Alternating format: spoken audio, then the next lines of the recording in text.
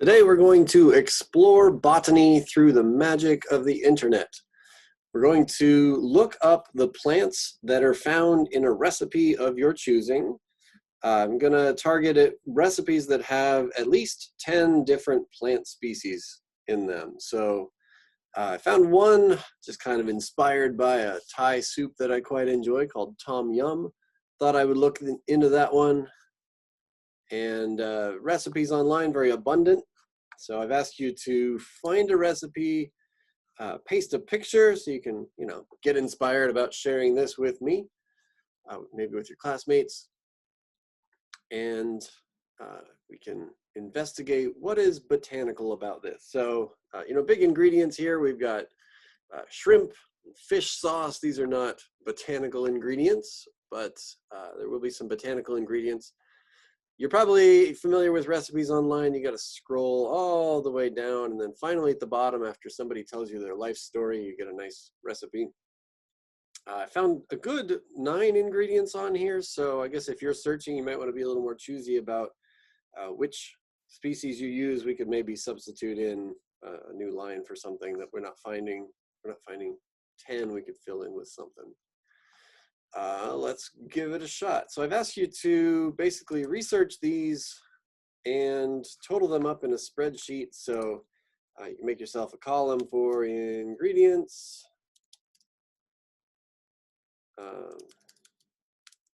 scientific name, and geographic. So the recipe is really up to you. You might learn about something you haven't encountered before. You might just want to look up a recipe that you're already familiar with. That's up to you. Again, this is the botanical ingredients, so I'm going to add in the ones that are plant parts. So we've got lemongrass. We've got galangal. We've got kaffir lime leaves. Go ahead and put kaffir lime. I'm not sure what we're going to find on this one. Thai chilies, bird's eye chilies. The spelling, I think, is like the British and Australian spelling chilies. 2 L's. Garlic cloves. We could maybe, I don't know what the history of oyster mushrooms is. They're sort of botanical. We did cover fungi. You could look into that. I'm worried that the resources that I'm familiar with won't be able to tell you as much about mushrooms, but you're welcome to search that one. Maybe we'll throw it in there and see what we get. Oyster mushrooms, Roma tomato, white onion, skip the sugar. So you could go, if you wanted to use a botanical source for sugar, there are plants like sugar cane, sugar beet, some of the little more common plants that people would get sugar from. Why don't we just look those up and see what happens. And then lime juice. So lime, a little more generic version of lime than this kaffir lime that we saw up above. Cilantro, which is, as you can see, the same plant as coriander. And depending on what part of the world you're in, you might see the leaves called cilantro, or some other places call the leaves coriander. We call the leaves cilantro and the seeds are coriander. All right, Thai roasted chili sauce. So that gets us back to Thai chili. So I think we're good. First step for scientific name, I would recommend a simple Wikipedia search. Oop. All right, lemongrass. Okay, so lemongrass here we have Cymbopogon citratus. Maybe I asked you for, I don't remember if I asked you for the plant family. So the grass family is known as Poaceae. That's all we're going to get from Wikipedia. The other resource that I've just become acquainted with in the past couple of years, really excellent resource, is called Plants of the World Online. And I'll just zoom to it. So it's plantsoftheworldonline.org. And it's run by Kew, which is the botanical garden outside of London. A very famous and old botanical garden. So go to the home of Plants of the World Online. And really, to avoid being ambiguous about anything, you should clarify your scientific names, and then you can look them up on here. Still got it in my clipboard, so I can paste the scientific name, Cymbopogon citratus. And there we go. Sometimes you might have an older name that needs to be updated, so this website might tell you about a synonym and direct you toward a more common name. Certainly along the way, you can learn about the plants you're encountering. So stems have been used in cooking and herbal medicine for centuries. All right, take a guess. Where do you think this plant is from? You can click on the distribution tab, or it's not too much scrolling to get you down there to one of these maps. And on the map, the important parts, and really what this resource offers more than a lot of other resources that will tell you where plants grow, this one tells you where they are native. So over here, we've got native to, there's a picture on the map, and then there's also the text component. So basically the shapes that are filled in on here correspond to countries or sometimes subdivisions of countries. So this one says India and Sri Lanka. So we could probably just fill those in, both of those. I'm not asking for you to be terribly precise on this. So if you want to just say India for this, that's fine. If there's like a main country, a prominent country, and it's like this plant pretty well limited to that a small part of the world, you could name one country.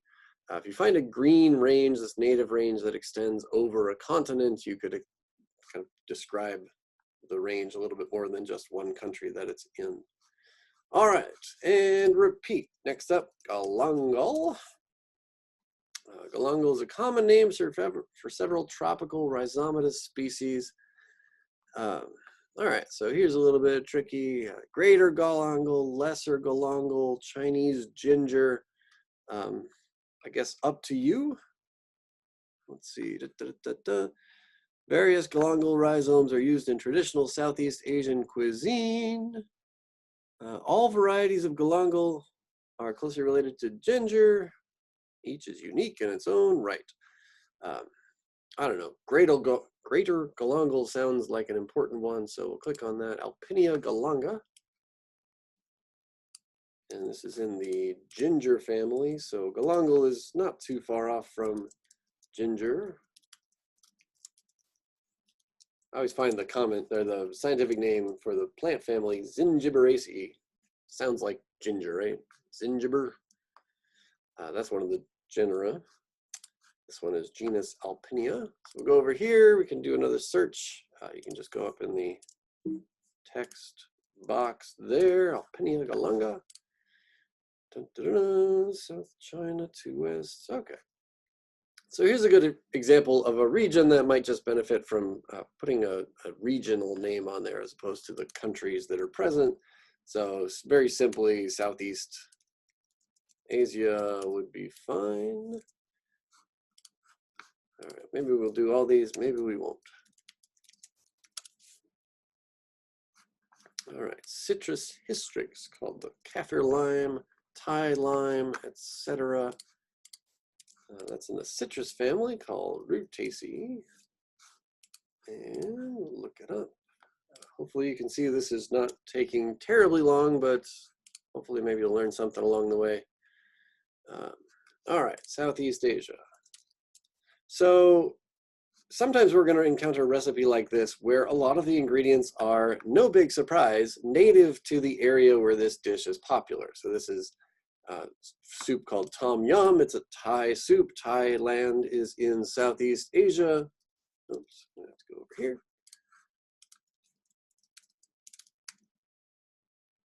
Thai chili. All right, so I'm going to stick with that spelling of it. Okay. So Thai chili / bird's eye chili is apparently the same thing. So just delete that one. It's a chili pepper, a variety of the species Capsicum annuum. So here's a nice tie-in to something that we've maybe seen. where a single wild species is represented by a whole bunch of different cultivated versions. So capsicum annuum is like the spicy pepper. And under wild conditions, there's pretty much one species of this, but plants that we encounter as spicy hot peppers are all different variations of this. I don't know if I'm being entirely comprehensive about that. We could look up something like Scotch bonnet pepper. There we go. So this one is a different species, Capsicum chinense, a habanero type pepper. So I guess I don't want to just tell you that they're all the same. And actually, this could be useful. Habanero type pepper. So I was a little excited to see this common name. Capsicum chinense, this is a name that says maybe from China. But wait, let's do that one first maybe. So this so-called Chinese hot pepper is native to South America. So this is kind of an interesting issue sometimes you encounter with common names and scientific names, is that there's a handful of scientific names that are kind of stuck being incorrect. So there's this description of this plant from China. It's not native to China, even though its name definitely says that it is. Let's check Capsicum annuum. A lot more information about this. This is a more scientifically or commercially important species. So this is a Central American plant in the nightshade family, Solanaceae. Again, just kind of generalize here. So Mexico, Central America. Kind of learning about this while we go. So that was interesting. Capsicum annuum, the hot pepper here, and then this other one, the so-called sort of Chinese pepper, that's not from China, from South America. So two different native ranges for hot peppers that are being used by people. Another part of the lab where we look at plants and people, I'll have you looking at the comparison of wild plants with their cultivated relatives. And so I think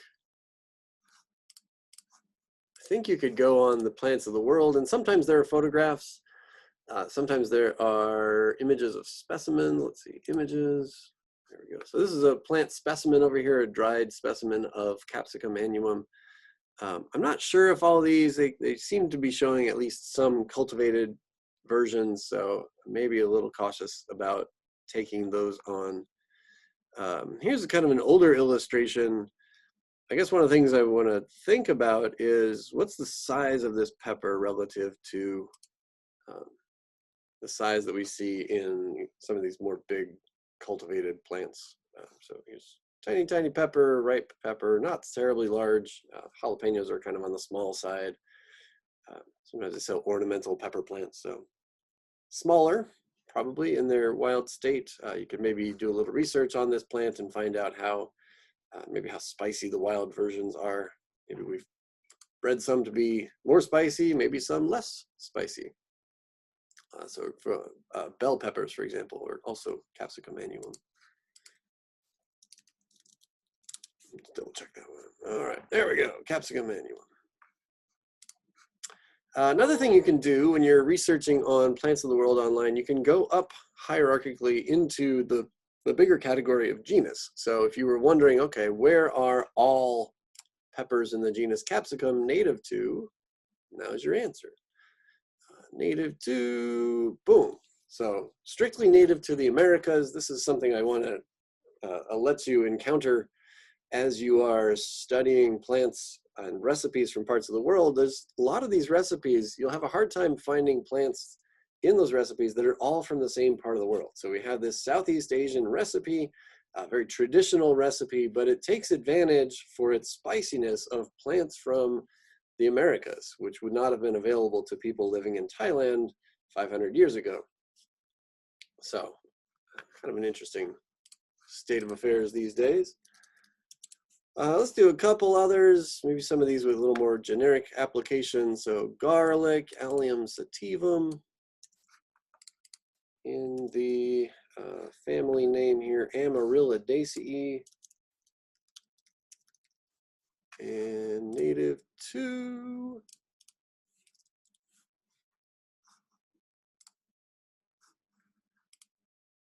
all right, native to Central Asia or Eurasia. This genus Allium, I think we might run into in the topic of cultivated plants, domesticated plants. Lots of Allium species around the world. So this is the native range of Allium. So even if this plant was not within reach of people living in Thailand, it's got some relatives in the area. Some of the plants that people are using for cooking today, cultures have adopted plants that are easier to get, right? So if you live in Thailand and there happen to be a lot of hot peppers in that area, you might take advantage of those and put them into your food. There are spicy foods that are native to Southeast Asia, but maybe the convenience of a hot pepper is just too much to ignore. All right, let's look up this mushroom, see if we can learn anything about it. All right, oyster mushroom. We're just getting a genus here. There might be, all right, species. Whole bunch of species. All right, so we got some North America, Europe, Asia, Caribbean. I don't think, we can give it a whirl and see if these are on Plants of the World online. Nothing at all. So that might be a similar fungus resource. I'm just not, I'm not a mycologist, so I'm not too familiar with that. If you want to do some research and try to include a mushroom as part of your recipe, by all means, go for it. Let's try one more. Another one similar to the pepper issue. We're going to plant that's basically a very generic species. Is one plant species ancestrally that people have taken and turned into all kinds of different different species. So from cherry tomatoes to beefsteak tomatoes to purple heirloom tomatoes, these all had their same start in one biological species. So Roma tomatoes and other kinds will still be the species Solanum lycopersicum. Oops, did not copy that one. Copy and paste. Solanaceae.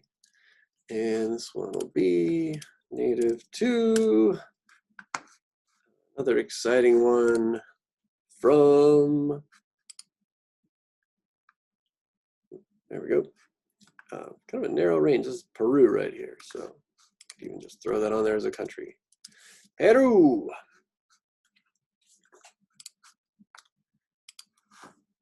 So I'm getting caught up here. I'll wrap it up here soon in case you've watched the whole time and you are getting bored with the repetition. All right, we'll click on that and then we will copy it. Okay, Allium cepa, the bulb onion. Same genus as the garlic, you'll notice. And let's see where these puppies can be found.